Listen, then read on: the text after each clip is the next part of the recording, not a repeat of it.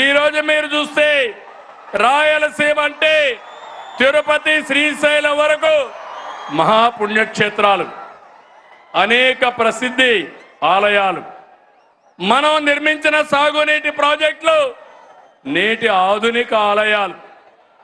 నీళ్ళిస్తే రాయలసీమ రైతాంగం రత్నాలు పండిస్తారు.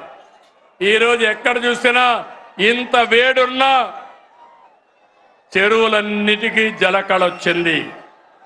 నేను ఈరోజు ఒక మాట ఇస్తున్నా, అన్ని సాగునీటి ప్రాజెక్టులకు నీళ్లు ఇస్తాం. రాయలసీమలో శాశ్వతంగా కరువు నివారించే బాధ్యత మాది అని మరొక్కసారి హామీ ఇస్తూ, ఇది నేను ఇచ్చే మాట, సిబిఎన్ మాట అని మరొక్కసారి హామీ ఇస్తున్నా.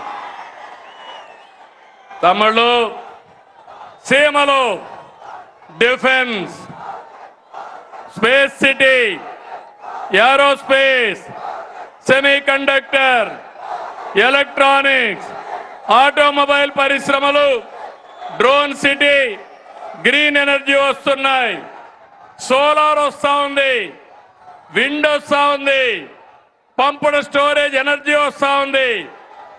ఈ ప్రాంతాన్ని కొత్త ఎనర్జీ ఇచ్చి ఒక హబ్బుగా తయారు చేస్తామని మీ అందరికీ హామీ ఇస్తున్నా.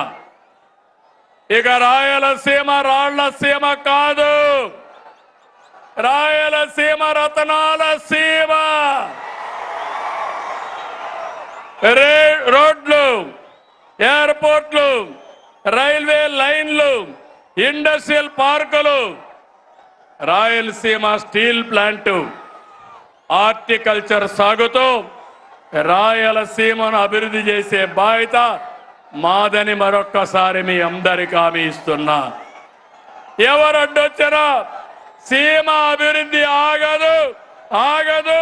ఇది నా భరోసా అని మరొక్కసారి హామీ ఇస్తున్నా.